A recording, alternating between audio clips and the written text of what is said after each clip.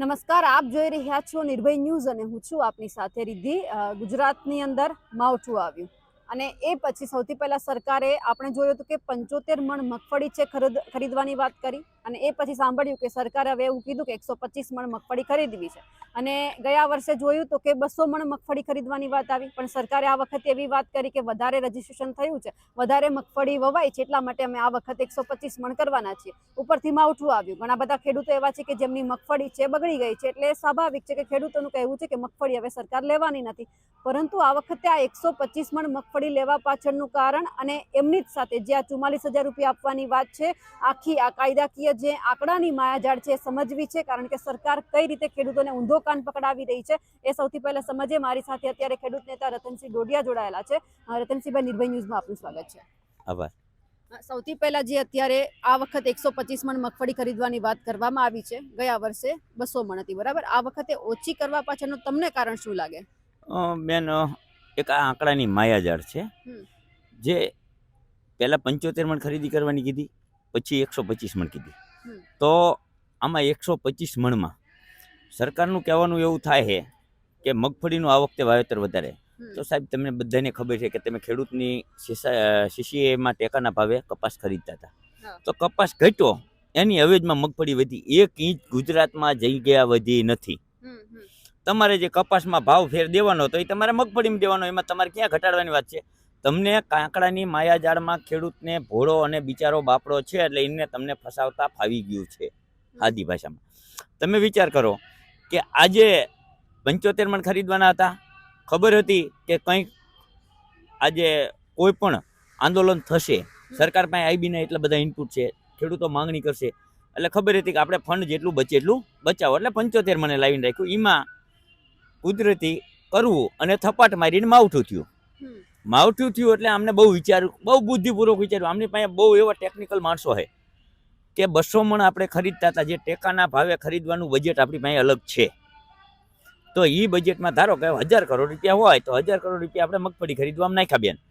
તો એની જગ્યાએ અત્યારે આપણે 125 મણ ખરીદો એટલે સમથિંગ 40%, 60% ખરીદી અને 40% કાપ મૂક્યો. તો 40% કાપ મૂક્યો એટલે 40% બજેટ, એટલે 1000 કરોડ હોય એટલે 400 કરોડ બચ્યા. આ 400 કરોડને ડાયવર્ટ કરી અને SDRFના નામે દઈ દો. ખેડૂતને ઊંધા કાનની આમ પકડાયા. એમાં તમને એક પુરાવા સાથે કહું કે ખેડૂતની મગફળી અત્યારે ઓપન માર્કેટમાં 800 થી માંડીને 1100 સુધી વેચાય. 800 થી 1100 સુધી વેચાય ત્યારે અત્યારે એવરેજ ભાવ 1000 રૂપિયા થયો. 456 રૂપિયા ઉપરનો ભાવ ફેર થયો. 75 ગુણ્યા ડિવાઇડેડ 456 રૂપિયા એટલે 34,000 રૂપિયા એક ખેડૂતનો જે ટેકાનો ભાવનો ટેકો મળવાનો હતો એ કટ થઈ ગયો. મારા 34,000 રૂપિયા કપાઈ ગયા. કપાઈ અને એની જગ્યાએ મને ત્યાં 44,000 આપ્યા.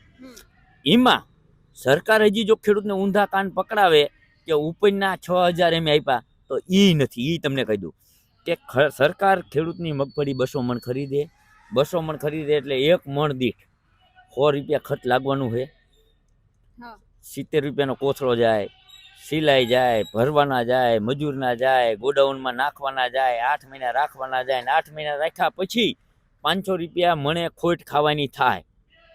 ગયા વર્ષની મગફળી 850 થી માંડીને 900 સુધીમાં આ વખતે સરકારે કાઢી. તો તમે વિચાર કરો 400 રૂપિયાની ખોટ ખાધી, તો એ 400 રૂપિયાની ખોટ ગણો તો સરકારે આપણને 75,000 રૂપિયા આપણા ભાગના મળવાના હતા, એને બદલે 44,000 જાહેર કર્યા. સમજણ પડી? એટલે આ એક આંકડાની માયાજાળમાં પાક વીમા યોજનાથી લઈ પાકણી, કાપણી, વાવણી, જે આ મોટા મોટા ઊંચા અવાજે બોલી અને સરકારને ઊંચા અવાજે અને ઝડપી બોલવું, આ એક સરકારની સ્ટ્રીક છે કે કોઈ ખેડૂતને આ કાનેથી નીકળ્યું ને આ કાનની અંદર વચ્ચે શ્રવણ શક્તિમાં ન હમાય ને એટલું બોલી નાખવાનું. એટલે આમ જોવા જાય તો ખાલી સરકારે લોકોને, ખેડૂતોને લોલીપોપ જ આપ્યો છે, બરાબર તમારા મતે? આ સાવ લોલીપોપ જ છે બેન. તમને વિચાર કરો કે અત્યારે આ મગફળી ખરીદ છે, તો આ મગફળી ખરીદે એટલે ટેકાના ભાવે ખરીદે એટલે અત્યારે 1400 રૂપિયા 1456 ખરીદ છે. 125 મણ ખરીદી. એ જ મગફળી આવતા વર્ષે તમારા જ મીડિયાના માધ્યમથી મને પૂછજો ત્યારે હું તમને ઓન રેકોર્ડ બધાના પુરાવા આપીશ કે આ જ મગફળી ગોડાઉનમાં નાખી 12 મહિનાનું એક કોથળા દીઠ 50 થી 60 રૂપિયા ભાડું પડશે, 50-60 રૂપિયાનો કોથળો હશે અને 50-60 રૂપિયા મજૂરી લેબર કામને ટ્રાન્સપોર્ટિંગ, કુલ 150-200 રૂપિયા ચડાવીને આજ મગફળી પાછી બીજા 800-600 રૂપિયાની ખોટ ખાઈને પાછી માર્કેટમાં વેચશે. શું કામ વેચશે? કે એમના મળતિયાઓને વેચવા માટે. તો આ જગ્યાએ અમે પહેલેથી કહી કે તમારી માલિકા ભાગ બટાઈ ન હોય તો તમે ખેડૂતની મગફળી સીધી ઓપન માર્કેટમાં વેચવા દો. ઓપન માર્કેટમાં 1000 રૂપિયા આવે તો 1000 રૂપિયા સમથે ઉપર 456 રૂપિયા તમને એમને બિલ રજૂ કરો. બિલ રજૂ કરવાથી બેન ફાયદો શું થાય છે? પણ એમનું પરભાણું જે ભરાય ને એ બંધ થઈ જશે. ધારો મને હું 100 મણ મગફળી લઈને જુનાગઢ યાર્ડમાં ગયો એટલે મારે 1000 રૂપિયા ભાવ આવ્યા. મારે વેચવાની સરકારને ટેકાનો ભાવ 456, એટલે મારે 456 લેખે મને ખોટ આવી. તો 100 મણમાં મને 446,000ની ખોટ આવી. માની લો મને 46,000 તમને દેવાનું થાય, તમે મને 46,000 આપો, પણ 1000 રૂપિયાનો હું યાર્ડની માલિકા જીએસટી ભરી અને ટેક્સ વાળું બિલ લઈશ તો યાર્ડના વેપારીને કાકા કહી અને સરકારને 5% ટેક્સ ભરીને મિલરને મોકલવું પડશે. તો 5% ટેક્સ સરકારને મળવાનો, 1000 × 50 5% એટલે 50 રૂપિયા સરકારને ટેક્સ તો મળ્યો ને. તો એ લે તો ખેડૂતને કહે કે ખેડૂત તો અમને ટેક્સ નથી ભરતો, તો તમે કાયદેસર લ્યો ને ખેડૂતનો ટેક્સ. એમ ક્યાં ના પાડી? આજ અમારા પૈસા 15,000 કરોડ કે 20,000 કરોડની મગફળી થાય તો અમારા 1000 કરોડ રૂપિયા અમારા ટેક્સમાં જાય. અમને ક્યાં વાંધો છે? ટેક્સમાં તમે નથી લેતા પણ તમારા મળતિયાઓ વચ્ચેથી લઈ જાય છે. અહીંયા અમને દુઃખ છે કે અમે ટેક્સ નથી ભરતા, ડાયરેક્ટ ઇનડાયરેક્ટ. પણ અમારી મગફળી હળવદ યાર્ડમાં જઈ કે જુનાગઢ યાર્ડમાં જઈ તો એ યાર્ડમાંથી બેન મગફળી ફલાણા ભાઈ ખરીદશે, જેની પેઢીએથી જે ખરીદે અહીંયાથી એ ભાઈ ખોટા ખેડૂતના હાથ બાર લઈ ગેટ બાર મગફળી કાઢશે. કોઈ જીએસટી વાળો કર્મચારી રોકે ત્યારે એને હાથ બાર બતાવવામાં આવશે. હળવદ યાર્ડમાંથી અમે નીકળ્યા હતા, અમને મગફળીના ભાવ ન મળ્યા એટલે અમે રાજકોટ યાર્ડમાં જઈ. તો હળવદ યાર્ડમાં ખેડૂત ખુલ્લી મગફળી લાવ્યો તો તમે 35 મણના કિલોના કટ્ટા કેમ કરીને મૂક્યા? તમે એ ખેડૂતના રજીસ્ટર માંગો કે ખેડૂત લાવ્યો તો ને કીની વેચાણ થઈ. એટલે આ બધું યાર્ડવાળાને એપીએમસીમાં જ્યારે સહકાર ક્ષેત્રમાં સરકાર ગરીને અને પક્ષાપક્ષી થઈને ત્યારથી આ ખેડૂતોને લૂંટવાનું મોટું સાધન છે. તો કપાસમાં આવું થાય બધામાં બેન. તમને હળદર વાળી વાત કરો એ રાજકીય હતી, પણ હળદર ગામમાંથી તમે કપાસ વેચવા ગયા બોટાદ યાર્ડમાં, તમને કેને બિલ આપ્યું? તમને કોઈ સાચી વાત તો કોઈ કરતું જ નથી.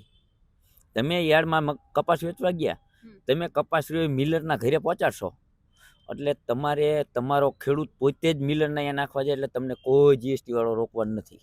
તમે તમારું ગાડું સગડો લઈને કે ટ્રેક્ટર લઈને જીએસટી વાળાની ઓલાની નાખવા જાઓ મિલરના અહીંયા, તમે મિલને ડાયરેક્ટ દીધો, ડાયરેક્ટ ખેડૂત ખરીદી ઉપર કોઈ ટેક્સ નથી. મારે ફેક્ટરી હોય તો હું ડાયરેક્ટ ખેડૂત તમે નાખવા હોય એના ઉપર ટેક્સ નથી. એટલે મને યાર્ડમાં હરાજી કરે, હરાજી કરીને 5% જીએસટીની ચોરી કરે અને ચોરી બચાવવા માટે સાચી વાત અહીંયા ચોરી અહીંયા થાય છે. આ કડદા કાંડમાં કરી જાય એવી તો મને ચોરી ઈ કરી જાય છે. એટલે આ વાત કોઈને ધ્યાને નથી આવતી. એટલે આ બધી ઊંધા કાન પકડી અને ખેડૂતોને લૂંટવા માટેનું જ છે. ખેડૂતના દીકરાએ તમામને જીએસટી વાળા બિલ લેતી માં ફરક શું પડે? એની પાસે વ્હાઇટ ઇન્કમ ઊભી થાય. વ્હાઇટ ઇન્કમ ઊભી થાય તો તમને તમારો, હું યાર્ડની પેઢીએ વેચવા ગયો 1% કમિશન ખટકાવે છે, સામેવાળા ખેડૂત ખરીદીનું કમિશન 1% ખટકાવે, 2.5% જે કમિશન ખાઈ જાય છે ને, 1/2% માર્કેટ શેરશ્રી બધી વ્હાઇટ થાય. તો કમાઈ ક્યાં? આ ઉંદરડાને કમાવાનું ક્યાં? તો તમને કહી દઉં, આજ મને કોઈ પક્ષી એમ કે ને કે તમને વિધાનસભાની ટિકિટ આપું, આ ખેડૂતના દીકરા તરીકે કહો મારી વેદના, કે વિધાનસભાની ટિકિટ આપું 5 કરોડનો ખર્ચો કરીને તમને જીતાડી દેવાના, અને કોઈ એમ કે 1 કરોડ તમારે ખર્ચવાના, તમારે એપીએમસીનું ચેરમેન બનવાનું, હું એપીએમસીનું ચેરમેન બનવાનું તૈયાર થઈશ. એનું કારણ જ બે ના છે. બધાની નજર એપીએમસી ઉપર છે, સહકારી ક્ષેત્ર ઉપર મલાય અને ઇનડાયરેક્ટલી મલાય. કોઈ પણ પુરાવો તમને ન મળે. તમે જોઈ લીધું ને, કોઈ પુરાવો ન મળે. અને તમે હાલો રાત્રે હું તમને ઊભા રાખું અને 5 મીડિયાવાળા આવે ગુજરાતના અને 5 જીએસટી કમિશનર મારી હારે આવે અને દરેક રોડ કોર્ડન કરી અને દરેક ગાડીની અંદર બિલ નાખવાના.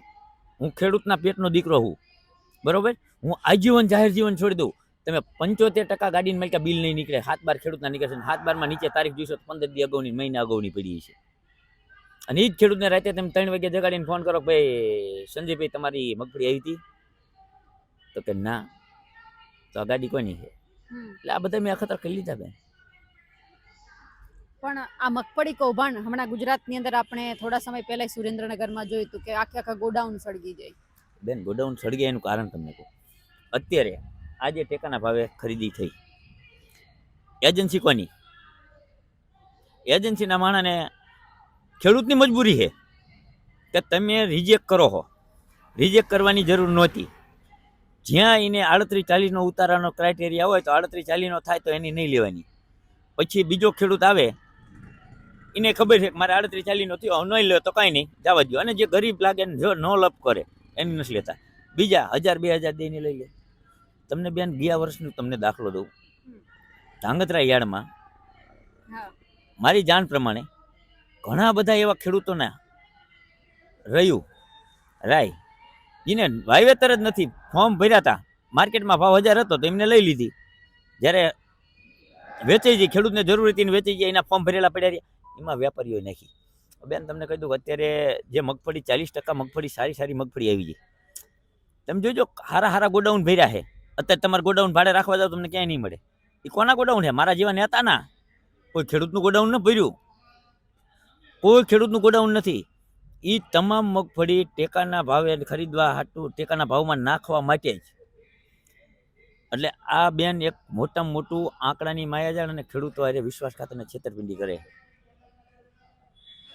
બિલકુલ, આપ અમારી સાથે જોડાયા, આપનો ખૂબ ખૂબ આભાર. Thank you.